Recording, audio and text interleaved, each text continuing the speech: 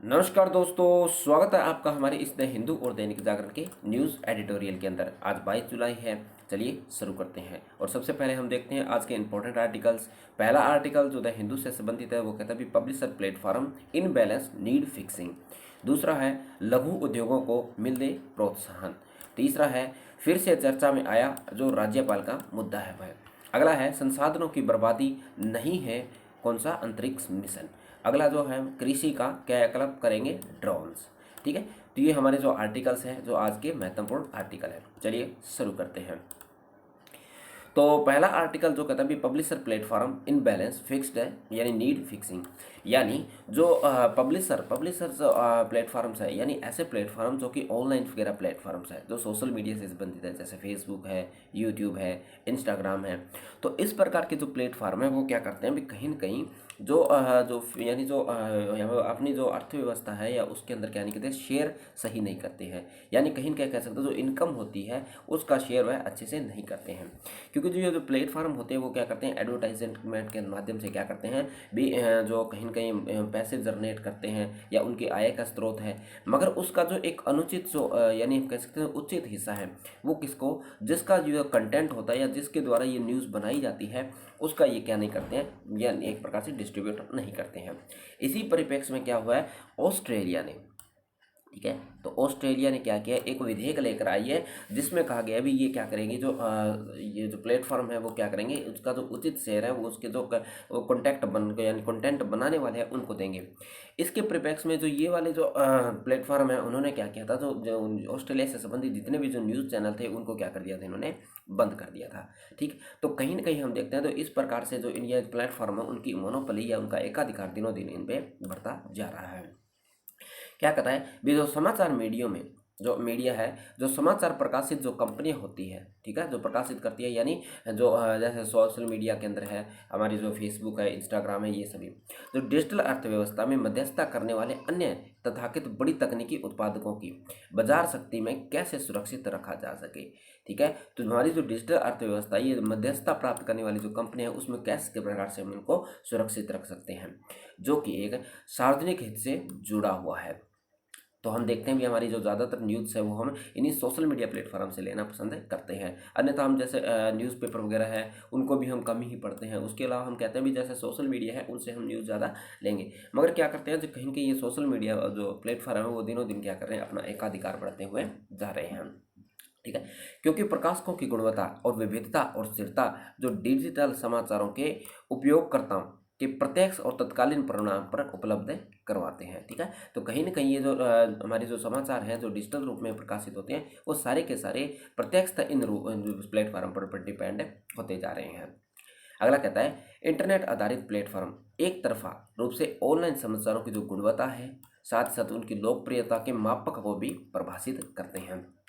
ठीक है, इसके बाद में वे अपनी प्राथमिकता के अनुरूप उपायों को मनमाने ढंग से बदल देते हैं। तो ये भी कहीं ना कहीं उनका एकाधिकार है, तो वह अपनी प्राथमिकता देखते हैं और अपने हिसाब से इन समाचार होते हैं किन समाचारों को नागरिकों तक पहुंचाना है, किन को नहीं पहुंचाना, ये भी कहीं ना कहीं क्या करते हैं एक प्रकार से इन पर एकाधिकार रखते हैं। इसलिए क्या होना चाहिए, इंटरनेट आधारित जो प्लेटफॉर्म जो कि मुद्रा का अधिकतर हिस्सा अपने पास रखते हैं उनका न्यायपूर्ण रूप से वितरित करना चाहिए। ठीक, आगे इसमें कहता है 2021 में जो ऑस्ट्रेलिया ने प्रकाशनों और प्लेटफॉर्म के बीच बातचीत को नियंत्रित करने के लिए यानी इन समाचारों को नियंत्रित करने के लिए एक तंत्र क्या किया, प्रकाशित किया था। लेकिन जो ये मंच थे इन्होंने अपनी जवाबी कार्रवाई में क्या किया था भी जितने भी जो न्यूज़ चैनल थे ऑस्ट्रेलिया वगैरह के वो सारे के सारे इन्होंने बैन कर दिए थे। ठीक है, तो जैसे फेसबुक ने अपने ऑस्ट्रेलिया जो उपभोग करता है जो उपयोग करता है उनको हजारों समाचार साइटों तक पहुंचने से रोक दिया था। ठीक है, तो उनके जो समाचार थे उनको इन्होंने रोक दिया था, जिसमें बड़े पैमाने पर जो जंगल में लगी वहाँ ऑस्ट्रेलिया के अंदर आग थी, साथ साथ कोविड महामारी के दौरान जो सार्वजनिक जानकारियाँ थी वो जो महत्वपूर्ण जानकारियाँ थी वो लोगों तक नहीं पहुँच पाई। फिर भी उनका जो व्यापक उद्देश्य है दोहरे असंतुलन को ठीक करना है। ठीक है, तो जिस प्रकार से जो ये जो विधेयक था इसका जो मुख्य उद्देश्य क्या था, तो ये हमारा जो दोहरा असंतुलन था उसको कम करना था और यह भी सुनिश्चित करना था कि जो ये जो सोशल मीडिया के जो प्लेटफॉर्म्स हैं साथ ही साथ जो के माध्यम से अपनी सामग्री को साझा करने वाले जो समाचार पत्र हैं या आउटलुक है वह डिजिटल विज्ञापन राजस्व का उचित हिस्सा उनको मिल पाए। ठीक है। तो जो कहीं न कहीं जो आय की असंतुलनता बढ़ती हुई थी उनको भी स्थिर करना था। और ऑनलाइन समाचार बेचने वाले और वितरित करने वाले जो प्लेटफॉर्म द्वारा उत्पन्न डाटा को क्या किया जा सके, संग्रहित किया जा सके, या उनके द्वारा जो प्लेटफॉर्म पर जो डाटा दिया जाता है वो अच्छे से दिखाया जा सके, ठीक है। तो ये कहीं न कहीं सोशल मीडिया की जो बढ़ती हुई एक मोनोपोली है या एकाधिकार है, उस पर ये एक आर्टिकल लिखा गया था, जो कि किस प्रकार से इसको प्रभावित कर रहा है। जो अन्य देश हैं जिसमें हम देखते हैं भी एक प्रकार से, जो जैसे ब्राज़ील है, इंडोनेशिया है, ठीक है। तो इस प्रकार के जो बड़े-बड़े देश हैं वो भी कहीं न कहीं इस प्रकार के जो कदम उठा रहे हैं, जबकि भारत के अंदर इस प्रकार का अभी वर्तमान में कोई भी कदम नहीं उठाया जा रहा है। तो भारत को भी ऐसे कदम उठाने की क्या है, आवश्यकता है, ठीक। तो ये एक आर्टिकल था इसके संबंधित, ठीक है। तो भारत को भी ये इस प्रकार से कानून बनाना चाहिए ताकि इनके जो मोनोपोली है वो खत्म की जा सके, ठीक। चलिए नेक्स्ट आर्टिकल पर। अगली का आर्टिकल क्या कहता है भी, तो an internet ban will be restore place in Manipur, ठीक है। तो जिस प्रकार से कहा भी, जो मणिपुर के अंदर जो 3 मई से इंटरनेट बंद था, जिसकी वजह से क्या था भी, जो सार्वजनिक जो हमारे पास जो जानकारियाँ पहुंचनी चाहिए थी वो हमारे पास नहीं पहुंची है। तो कहीं न कहीं इसके अंदर आर्टिकल के अंदर जो इंटरनेट है वो कहीं न कहीं व्यक्ति के जो मौलिक अधिकार से संबंधित जुड़ा हुआ है। और ये बात सुप्रीम कोर्ट ने भी कही है भी, जो इंटरनेट का अधिकार है वो आर्टिकल 21 के तहत यानी कहीं न कहीं मूल अधिकार है। मगर जो सरकार भी कहीं न कहीं शांति व्यवस्था बनाए रखने के लिए समय समय पर क्या करती है, इंटरनेट को कई कई स्थानों पर बैन करती है, ठीक है। तो वह कहीं न कहीं मौलिक अधिकारों का क्या करती है, हनन करती है, मगर ये राष्ट्रीय हित में या राष्ट्र में शांति व्यवस्था बनाए रखने के लिए काफ़ी महत्वपूर्ण होता है, ठीक है। तो कहता है भी, जो इंटरनेट अवरुद्ध करने का जो आदेश है वो भारत सरकार के द्वारा जो भारतीय टेलीग्राफ अधिनियम 1985 है उसके तहत सरकार जारी करती है, ठीक है। जो दूरसंचार सेवाओं के अस्थायी निलंबन यानी यानी जिसको ऐसा यानी स्थायी नहीं है, वह अस्थायी यानी कुछ समय के लिए उसको बंद कर देती है। जो सुरक्षा और आपातकाल सार्वजनिक सुरक्षा अधिनियम या नियम 2017 के तहत नियंत्रित करता है। तो इस नियम के तहत सरकार क्या करती है, जो इंटरनेट है उसको कुछ समय के लिए क्या कर सकती है, बैन कर सकती है, कुछ निश्चित क्षेत्र के अंतर्गत। जबकि सुप्रीम कोर्ट ने यही कहा था भी, जो सरकार है वो पूरे भारत के अंदर या पूरे क्षेत्र के अंदर इंटरनेट को बंद नहीं कर सकती है, जबकि कुछ क्षेत्र के अंदर या कुछ हिस्से के अंदर क्या कर सकती है, इंटरनेट को रोक सकती है शांति और व्यवस्था बनाए रखने के लिए, ठीक। आगे कहता है 2017 की नियम सार्वजनिक आपातकाल के आधार पर किसी क्षेत्र में दूरसंचार सेवाओं को अस्थायी रूप से बंद करने का प्रावधान करता है। तो किसके तहत, ये अस्थायी रूप से यानी स्थायी रूप से नहीं, अस्थायी यानी कुछ समय के लिए। और केंद्र और राज्य स्तर पर गृह मंत्रालय के वरिष्ठ जो नौकरशाही हैं, ठीक है, उनको अवरुद्ध करने के आदेश देने की शक्ति उनको दी गई है। तो ये शक्ति किसके पास है, जो गृह मंत्रालय के अंतर्गत जो वरिष्ठ जो नौकरशाही यानी जो वरिष्ठ अधिकारी हैं वही इस प्रकार की यानी जो अवरुद्ध करने की शक्ति रखते हैं। 1985 का जो 1885 का जो अधिनियम केंद्र सरकार को इंटरनेट सेवाओं से विभिन्न प्रकार की दूरसंचार सेवाओं को विनियमित करने और इनके लाइसेंस देने का अधिकार भी देता है। तो ये हमारा जो अधिनियम है वो अवरुद्ध के साथ साथ जो अन्य लाइसेंस प्रदान करता है, जो स्पेक्ट्रम वगैरह जारी किए जाते हैं, वो कहीं न कहीं इसी अधिनियम के तहत दिया जाता है। और जो सुप्रीम कोर्ट के अंदर जो निर्णय आया था जिसका नाम था अनुराधा भसीन बना भारत संघ, 2020 के अंदर मामला आया था, जिसमें सुप्रीम कोर्ट ने भी ये कहा था भी, इंटरनेट सेवाओं का अनिश्चितकालीन निलंबित भारतीय कानून और मूल अधिकार का क्या है, कहीं कहीं उल्लंघन है या कहीं कहीं इसके प्रति ये क्या है, अवैध है, ठीक है। अनिश्चितकालीन यानी ऐसा जिसका काल निश्चित ना हो या ऐसा पता ना हो भी कब तक बंद रहेगा, जिससे कहीं कैसे कह सकते हैं भी इंटरनेट के माध्यम से लोगों का जो व्यापार वगैरह चलता है, साथ ही साथ इंटरनेट के माध्यम से हमें तो कहीं कहीं तो राइट ऑफ स्पीच यानी अभिव्यक्ति की स्वतंत्रता भी हमें देखने को मिलती है।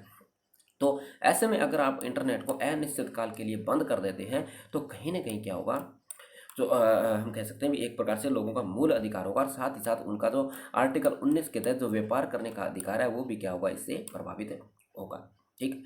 और इंटरनेट बंद करने के आदेश को आवश्यकता और अनुपातिक प्रशिक्षण को पूरा करना चाहिए, यानी जो इंटरनेट को केवल बहुत ही कुछ जो हम कह सकते हैं भी जो गंभीर जो स्थितियाँ होती है उसी में इस प्रकार का बंद करने का प्रावधान होना चाहिए, न कि किसी थोड़ी बहुत ही यानी हल्के फुल्की अशांति हो उसमें इंटरनेट को बंद करना चाहिए, ठीक है। क्योंकि इंटरनेट है वो भारतीय संविधान के अनुच्छेद 21 के तहत कहीं न कहीं मूल अधिकार भी है, ठीक है। और 19 के तहत जहाँ अभिव्यक्ति की स्वतंत्रता दी जाती है, व्यापार की स्वतंत्रता दी जाती है, सम्मेलन की स्वतंत्रता, क्योंकि इंटरनेट के माध्यम से हम सम्मेलन वगैरह भी किया करते हैं, तो वो भी कहीं न कहीं क्या करते हैं, एक प्रकार से हमारी अभिव्यक्ति की स्वतंत्रता को छीनते हैं, ठीक। चलिए नेक्स्ट क्वेश्चन पे, सॉरी अगला हमारा आर्टिकल पे, तो अगला आर्टिकल है जो हमारा दैनिक जागरण से संबंधित है, जो कहता है लघु उद्योगों को मिलता प्रोत्साहन। ठीक है, तो अभी एक रिपोर्ट आई है जिसमें कहा गया है भी जो पिछले कुछ दिनों में यानी 2020 से लेकर 2023 के बीच में लगभग 3 वर्षों में देश में लगभग 19,600 जो 87 सूक्ष्म और लघु मध्यम उद्योग है वो क्या हुए हैं, बंद हो गए हैं। ठीक है, और जिसमें और इससे क्या होगा भी कहीं न कहीं जो बंद होने का जो मुख्य कारण बताया जा रहा है वो कहीं न कहीं इनकी बात जो पूंजी की कमी होने का एक मुख्य कारण इसके अंदर बताया जा रहा है। साथ ही साथ इसमें कहा गया भी जो वैसे सरकार क्या करती है भी जो इस प्रकार के जो हमारे सूक्ष्म लघु उद्योग है उनको प्रोत्साहन करने के लिए कुछ योजनाएं भी चलाई है, जिसमें 5 लाख रुपए की आवासमिक ऋण सुविधा जो गारंटी योजना है, आत्मनिर्भर भारत जो निधि योजना है, उसके तहत भी हमने कहीं न कहीं जो सूक्ष्म और मध्य उद्योग है उसको हमने क्या किया है, कहीं न कहीं पूंजीगत करने की, साथ ही साथ उनको सहायता उपलब्ध कराने की जो हमने स्कीम चलाई है, मगर वह इतनी पर्याप्त नहीं हो रही है भी यह कहीं न कहीं ये क्या करके अपना सर्वाइव कर सकें या अपना सुचारू रूप से आगमन कर पाएँ। ठीक है, आगे कहता भी औद्योगिकरण के जरिए आर्थिक विकास की मजबूत बुनियाद पर बेहद सामाजिक और आर्थिक लक्ष्य हासिल किए जा सकते हैं। तो हम देखते हैं ये बात बिल्कुल सही है, जिससे औद्योगिकरण के एक साथ ही हम क्या कर सकते हैं, हमारे जो आर्थिक हो या बुनियादी या आर्थिक जो हमारे जो पूंजीगत से संबंधित जो हमारी जो समस्या हैं या हमारा जो विकास है वो सारी के सारी सरकार हम किसकी वजह से औद्योगिकरण के माध्यम से क्या कर सकते हैं, पूरा कर सकते हैं। ठीक है, और ये साथ साथ हमारे जो इससे क्या होगा, अनुकूल पूंजी उत्पादन का अनुपात होगा, रोजगार की ऊंची संभावनाएं इससे बनी रहती हैं। इसके में सबसे जो महत्वपूर्ण भागीदारी है वो हमारे जो एमएसएमई सेक्टर है उसकी महत्वपूर्ण भागीदारी हो जाती है। इसके लिए हमारा जो मेक इन इंडिया प्रोग्राम है, आत्मनिर्भर भारत है, की संकल्पना में इसके रफ्तार की जरूरत है।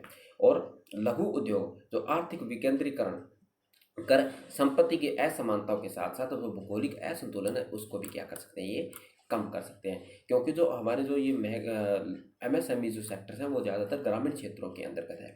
आगे इसमें ये भी बताया गया जो हमारे जो लगभग 51% जो एमएसएमई है वो कहाँ पर है, हमारे सेक्टर है जो ग्रामीण क्षेत्र है उनमें स्थापित किए गए हैं, जबकि जो 49% है वो किसमें, शहरी क्षेत्रों में। तो हम जो सबसे ज़्यादा जो रोज़गार उपलब्ध कराते हैं वो ग्रामीण क्षेत्र के जो बच्चे हैं या जो युवा हैं उनको ये रोज़गार उपलब्ध करवाते हैं। ठीक है, साथ ही साथ जो समावेशी विकास में जो कहीं न कहीं जो हमारे एमएसएमई है वो काफ़ी महत्वपूर्ण भूमिका निभा सकते हैं।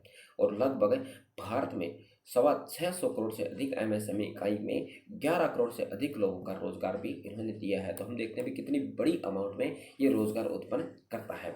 ठीक है, और ये कहीं न कहीं हमारी जीडीपी के अंदर जो 30% का योगदान देते हैं। ठीक है, और निर्यात के अंदर इसका 48% योगदान है। तो हम देख सकते हैं जो हमारा जो एमएसएमई जो सेक्टर है वो कितना महत्वपूर्ण होता जा रहा है। ठीक है, और साथ ही साथ हम देखते हैं जो एमएसएमई उद्योग में जो 99% जो अधिक लोग हैं वो सूक्ष्म उद्यम है, यानी जो छोटे उद्यम है जो समावेशी विकास को बढ़ावा देते हैं, जो यानी जो हम कह सकते हैं एक जो ग्रास लेवल पर या जो ग्रामीण स्तर पर या बुनियादी स्तर पर इनका यानी ये अपने कार्य को करते हैं। ठीक है, और ये जो यानी रोजगार में ये काफ़ी महत्वपूर्ण भूमिका निभाते हैं। और इनका कारण क्या है, अभी जो वर्तमान में क्या है, जो उसका जो कच्चा माल है जिसके अंदर 30 से 50% की बढ़ोतरी हुई है, जिसके कारण क्या हुआ है अभी ये जो एमएसएमई सेक्टर है वो महामारी की चपेट में आते जा रहे हैं। और कोविड 19 जो महामारी आई थी उसके बाद भी इन पर जो गहरा प्रभाव इन पर देखने को मिलता है। ठीक है, और धीरे धीरे करीब करीब जो 20,000 के करीब एमएसएमई हैं जो बंद हो गए हैं। ठीक है, वो कहीं न कहीं पूंजी की अपर्याप्तता और कच्चे माल के बढ़ोतरी के कारण जो एमएसएमई है वो बंद हो गए हैं। ठीक है, और एमएसएमई क्षेत्र का विकास भारतीय अर्थव्यवस्था की कहीं न कहीं हमारी क्या है, बुनियादी जरूरत है, जो वैश्विक अर्थव्यवस्था में संकटों और प्रतिकूलों को झेलने में हमें सहायता उत्पन्न करवाते हैं।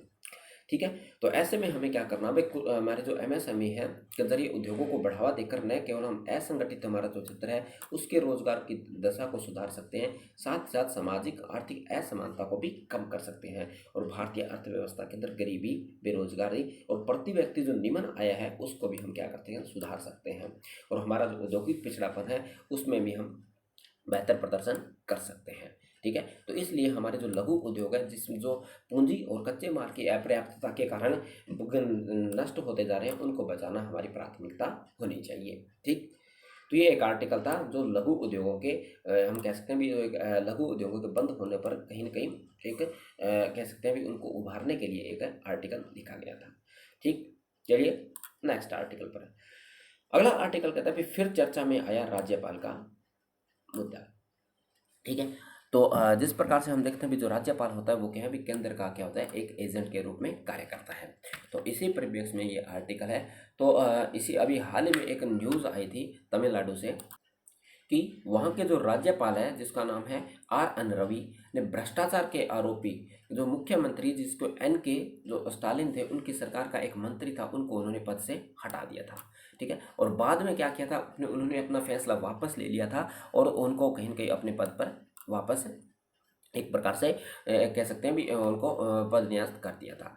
ठीक, तो इसी पे एक आर्टिकल था जो कि कहीं न कहीं ये तो उन्हीं के बारे में लिखा गया भी जो ये जो चर्चा थी जो राज्यपाल से संबंधित था। मगर इसमें कहता है भी जो भारत की जो प्रणाली है वो ब्रिटिश संसदीय प्रणाली से संबंधित है कि तर्ज पर हम शासन व्यवस्था उसको अपनाया है, जिसमें हम देखते हैं भी राष्ट्रपति और राज्यपाल होते हैं वो केवल नाम मात्र की क्या होते हैं शक्ति होते हैं और संघ और राज्यों के स्तर पर कहीं न कहीं ये संवैधानिक प्रावधान के रूप में भी कार्य करते हैं। जबकि जो वास्तविक जो शक्ति होती है वो जनता द्वारा निर्वाचित जो प्रतिनिधि होते हैं उनके अंतर्गत होती है। जो उनके द्वारा मंत्रिपरिषद का निर्माण किया जाता है उसके अंदर वास्तविक शक्ति निहित होती है।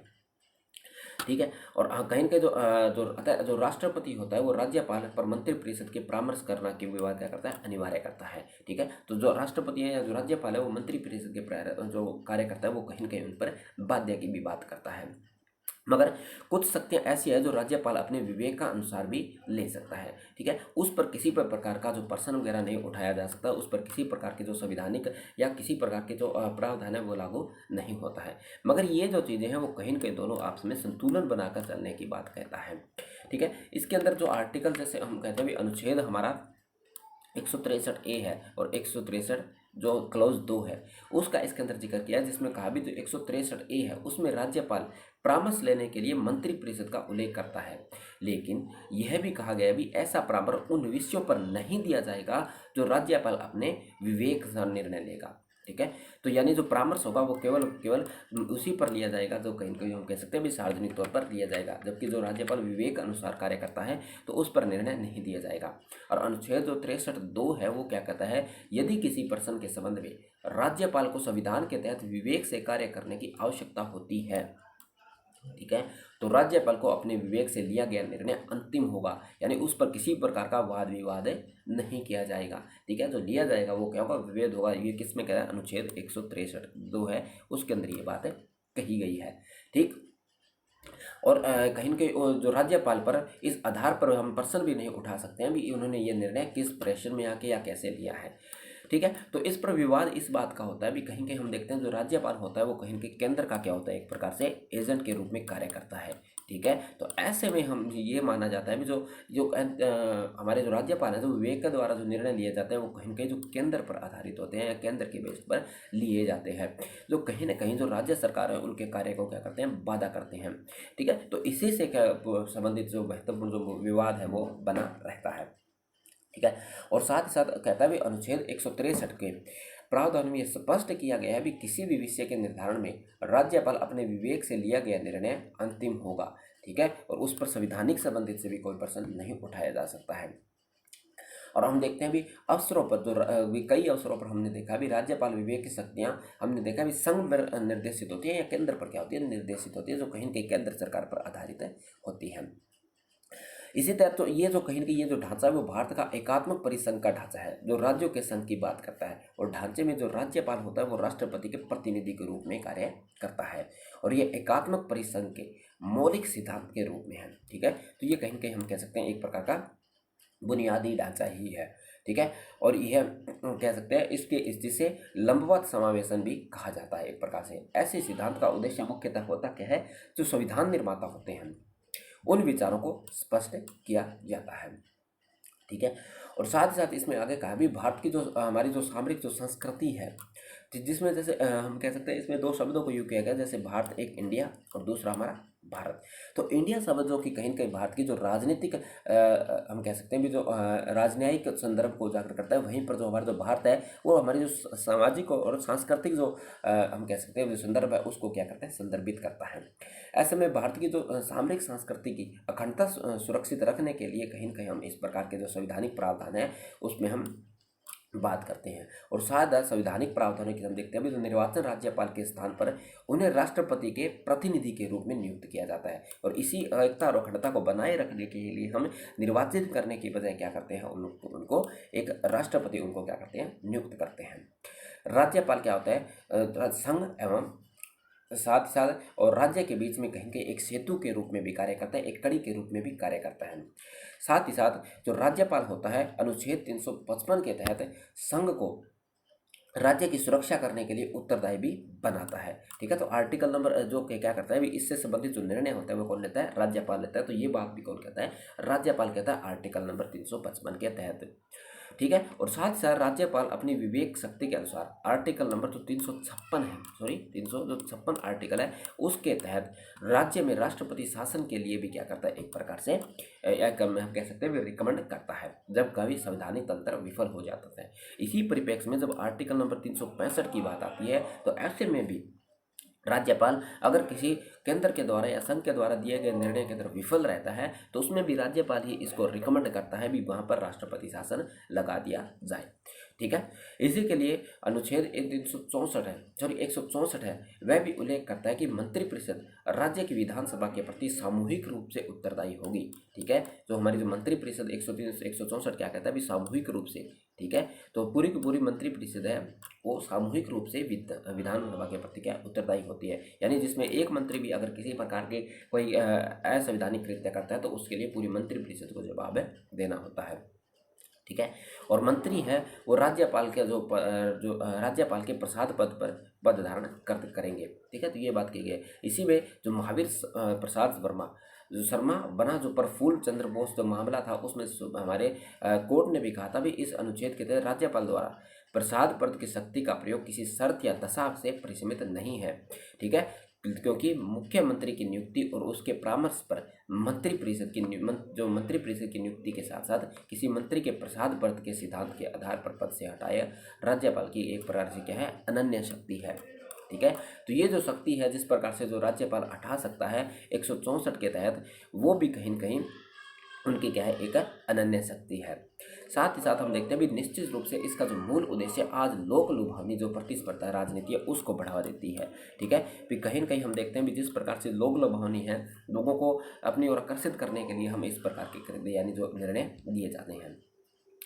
जहाँ हम कहते हैं भी जो संविधान की जो शक्ति पृथक्करण का सिद्धांत है वो न्यायपालिका स्वतंत्रता सुनिश्चित की गई है, जिसके आधार पर न्यायपालिका न केवल संविधान को तार्किक व्याख्या करता है बल्कि किसी भी अपराधाधिकारी की स्वेच्छा को भी क्या करता है, रोकता है। यानी किसी के विशेषाधिकार होता है उसको भी क्या करता है, हमारी न्यायपालिका रोकती है।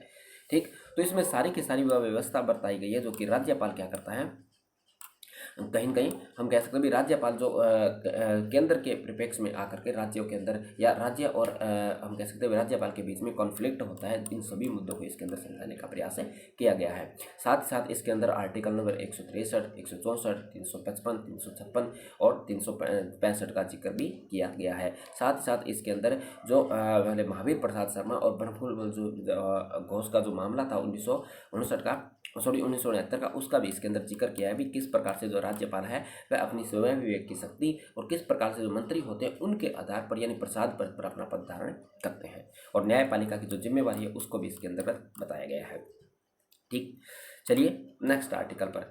अगला आर्टिकल कहता है भी संसाधनों की बर्बादी नहीं है अंतरिक्ष मिशन। तो जिस प्रकार से अभी हाल ही में हमने देखा था अभी चंद्रयान का सफल प्रशिक्षण किया था या सफल प्रकार से हमने क्या किया, उसको लॉन्च किया था।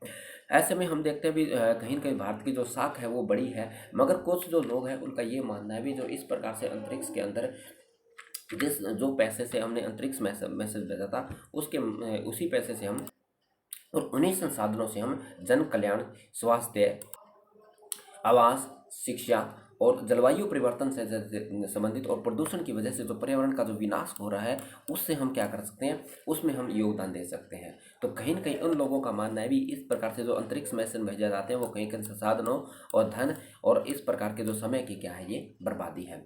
मगर इसके अंदर ये समझाया गया भी जो आलोचकों को इस कहीं न कहीं ये कहा गया भी जो ये कल्याणकारी रूप में से यानी क्या कहते हैं भी जो आलोचक है उनको अंतरिक्ष अन्वेषण है, जो अंतरिक्ष की तकनीक है उसका कहीं न कहीं इसका ज्ञान नहीं नहीं है। उसमें बताया गया भी आज जिस प्रकार से हम देखते हैं जो हमारे जो कृत्रिम उपग्रह है, यानी जो हमारे जो सैटेलाइट है, साथ साथ हमारी जो जीपीएस तकनीक है, इंटरनेट इत्यादि है, वह किस प्रकार से लोगों की क्या जो हमारी जो जीवन शैली है उसके अंदर सुविधाजनक बने हैं। साथ ही साथ जो मानव स्वास्थ्य में उपयोग होने वाले जो इक्विपमेंट्स हैं, जो हमारी जो तकनीक है, वो भी किस प्रकार से हमारे जन कल्याण के लिए लाभदायक हो रही है। जिसके अंदर कहते हैं जैसे किडनी रोग के वरदान, किडनी रोग के लिए जिसके हम जो डायलिसिस उपयोग करते हैं, हृदय रोग के इलाज के लिए जो हम जो पेसमेकर यूज करते हैं, एमआरआई यूज करते हैं, सीटी स्कैनर से यूज करते हैं, जो किस प्रकार से हमारे लिए जो हमारा जो जीवन है उसको सुखद में और हम कह सकते हैं भी प्रभावी बनाने में सहायक है। साथ ही साथ जो अंतरिक्ष अन्वेषण वो केवल और केवल संसाधन नहीं, संसाधनों की बर्बादी के साथ या संसाधनों के उपयोग के साथ साथ राष्ट्रीय जो राष्ट्र के शक्ति तकनीकी प्रगति के सूचक के रूप में भी कार्य करते हैं, जो कहीं ना कहीं अन्य देशों को हमारी ओर जो हम कह सकते हैं भी एक प्रकार से जो निवेश के लिए भी प्रोत्साहन करते हैं। ठीक है, जबकि इसके अंदर कहा गया है भी जो ये भी माना गया है भी जो वैज्ञानिकों का मानना है भी अगर हम भी अंतरिक्ष की ओर नहीं जाते हैं तो मानव जाति का शायद ही कोई भविष्य हो। यानी जिस प्रकार से जो पृथ्वी है उसका तापमान बढ़ रहा है, जो कि हमारे कंट्रोल से भी कहीं कहीं बाहर है, वो धीरे धीरे पृथ्वी पर जो मानव प्रजाति है वो खत्म हो जाएगी। ऐसे में हमें पृथ्वी के अलावा अन्य ग्रह की खोज करना चाहिए जहाँ पर हम मानव जाति का अस्तित्व बरकरार रख पाए। ठीक है, तो ये एक आर्टिकल लिखा गया जो कहीं ना कहीं जो ऐसे जो लोग हैं जो कि कहीं ना कहीं इस प्रकार से संसाधनों की व्यर्थता की बात करते हैं, उन पर कहीं कहीं एक टिप्पणी की गई है। ठीक है, तो केवल ये व्यर्थता नहीं, ये कहीं कहीं भविष्य की सोच से हमारा किया गया एक प्रकार से निवेश है, जिसमें हमें भविष्य में हमारी जो मानव जाति है उसको हम सुरक्षित रख पाए। साथ साथ अन्य ग्रहों पर जो पृथ्वी पर रोजमर्रा की जिंदगी के अंदर होने वाले जो संसाधन है उसका भी हम इस्तेमाल कर पाए। ठीक है, जैसा हमने देखा था चंद्रमा पर जो हीलियम-3 है उसका उपयोग हम हमारी जो ऊर्जा आवश्यकता को पूरा करने के लिए हम कर सकते हैं। तो ऐसे हम कुछ संसाधन हैं जो अन्य ग्रहों से लेकर के पृथ्वी की आवश्यकताओं को पूरा कर सकते हैं। ठीक, तो ये एक आर्टिकल इस पर लिखा गया था। ठीक, नेक्स्ट आर्टिकल है वो कहता है भी कृषि का जो कायाकल्प करेंगे जो ड्रोन हमारी जो तकनीक है। तो जिस प्रकार से हम देखते हैं कि जो कृषि है उसके अंदर दिनों दिन तकनीक बढ़ती जा रही है, इसी के अंदर एक महत्वपूर्ण जो यंत्र साबित हो सकता है हमारे लिए ड्रोन। ठीक है, क्योंकि ड्रोन होता है अभी क्या कहा गया अभी जो सैटेलाइट वगैरह से जो तस्वीर ली जाती है उससे कहीं सटीक और कहीं ज़्यादा विश्लेषणकारी जो तस्वीर होती है जो हम ड्रोन के द्वारा लेते हैं। साथ ही साथ हम देखते हैं भी जो ड्रोन के द्वारा जो ली गई तस्वीर है उससे हम बेहतर से हम क्या कर सकते हैं, जो मिट्टी की गुणवत्ता है उसका हम क्या कर सकते हैं, जांच कर सकते हैं। साथ ही साथ कितनी उर्वरकता की मात्रा है इसके अंदर डालनी चाहिए उसकी भी हम अच्छे से जांच कर सकते हैं। साथ ही साथ जो प्रधानमंत्री फसल बीमा योजना है उसमें जो किस प्रकार से जो फसलों के जो विनाशकारी में कितना हम बीमा उपलब्ध करवाएं उस पर भी ये क्या कर सकता है, हमारी सहायता कर सकता है। वर्तमान में अगर हम बात करें तो कृषि ड्रोन का इस्तेमाल कहीं के जो उर्वरक है, रसायनों, कीटनाशकों के छिड़काव के अंदर किया जाता है। और इसमें कहा गया भी लगभग कृषि भी एक ड्रोन से जो 20 मिनट के अंदर करीब करीब 1 एकड़ के अंदर जो छिड़काव किया जा सकता है। साथ ही साथ इससे हम कह सकते हैं भी जो अनावश्यक प्रकार का जो कीटनाशक का छिड़काव होता है उससे भी हमें बचा जा सकता है। इसमें केवल हमें ज़रूरतमंद के कीटनाशक का छिड़काव कर सकते हैं। साथ ही साथ इसके अंदर कहा गया भी जो बजट में निर्मला सीतारमण ने भी कहा था जो समावेशी विकास के तहत जो सरकार फसल का जो मूल्यांकन करना, भूमि का अभिलेख करना और उनका डिजिटलीकरण करना और कीटनाशक का छिड़काव करना जो किसानों की जो उपयोगिता है और उनकी आय है उसमें क्या करेगी, बढ़ोतरी करेगी। साथ ही साथ इसके अंदर कहा गया भी जो कृषि ड्रोन से जो बीज रोपण जैसी जो तकनीक है से लेकर पानी, कीट प्रबंधन ताकि सटीक जानकारी भी हमें प्राप्त हो सकती है, जो कहीं न कहीं आने वाले भविष्य के अंदर हमें जो सीमित संसाधनों के अंदर अधिक कृषि की भी हमें जो सपना है वो हमारा साकार कर सकता है। इसके अंदर जो कृषि से संबंधित जो ड्रोन हो गए उनमें तकनीकी के जो सेंसर्स लगे होंगे जो कि जो इंटेलिजेंस सिस्टम के माध्यम से जो कम समय में बीज रोपण कर पाएंगे और रोपण प्रणाली वाले जो ड्रोन है वो सीधी मिट्टी में बीज लगा सकते हैं। ठीक है, इससे साथ साथ जो मानव हम कह सकते हैं भी एक प्रकार के उनके स्वास्थ्य से संबंधित है उनके लिए जो कृषि करना और ज़्यादा आसान हो जाएगी और ऐसे में हम युवाओं को भी कृषि के लिए प्रेरित कर सकते हैं। ठीक है, साथ ही साथ हम देखते हैं भी जो कि ड्रोन सही मात्रा में कीटनाशकों और उर्वरकों का छिड़काव करता है, ऐसे में जो भूमि की शुद्धता है वह भी क्या करने इससे बनी रहेगी। आगे इसमें कहा भी जो ड्रोन द्वारा सिंचाई की सही योजना बनाई जा सकती है, जिसके साथ ड्रोन में फसल की गुणवत्ता को भी और निगरानी और मृदा स्वास्थ्य की सटीक जानकारी भी हम इसे प्रदान कर सकते हैं। ठीक है। और कहीं न कहीं जो कृषि से संबंधित जो ड्रोन है वो दुर्लभ या पहाड़ी क्षेत्रों के अंदर भी हम अच्छे से निगरानी से रख सकते हैं, और अधिक क्षेत्र को हम इससे क्या कर सकते हैं, उनकी देख रेख करने से हम कर सकते हैं उन ड्रोन के माध्यम से। ठीक। साथ ही साथ हमने जिस प्रकार से पीएम प्रधानमंत्री फसल बीमा योजना देखी थी, उसके तहत भी हम इसकी निगरानी इस प्रकार से कर सकते हैं। साथ ही साथ इसमें कहा गया है जो जिस प्रकार से हम यूरिया का जो अंधाधुंध उपयोग करते हैं वो केवल केवल हमारी जो भूमि है उसको बंजर ही नहीं बनाते हैं, साथ ही साथ जो मानव स्वास्थ्य है उसको भी क्या करते हैं, प्रभावित करते हैं। इसी में जो इफ्को द्वारा बनाई गई जो नैनो यूरिया थी उसका छिड़काव अगर ड्रोन के माध्यम से होता है तो कहीं ना कहीं हम जो हम कह सकते हैं जो हमारी जो फसलें हैं उनको जहरीला बनाने से, या फिर हम कह सकते हैं उनकी उर्वरता को बचाए रखने से, साथ साथ कम मात्रा में यूरिया का हम क्या कर सकते हैं, उनसे छिड़काव कर सकते हैं। ठीक। और साथ ही साथ इसी के साथ सरकार ने क्या भी जो ड्रोनों की जो ऊंची कीमत है उसके लिए किसानों को आर्थिक सहायता के तौर पर किसानों को ड्रोन खरीदने पर सब्सिडी भी उपलब्ध करवाई जाएगी। इसमें अनुसूचित जाति, अनुसूचित जनजाति व छोटे व जो सीमांत किसान, जिसमें महिला, पूर्वोत्तर जो हमारे पूर्वोत्तर राज्यों के जो किसान हैं उनके लिए जब ड्रोन खरीदते हैं तो 50% की सब्सिडीज का प्रावधान रखा गया है। ठीक है।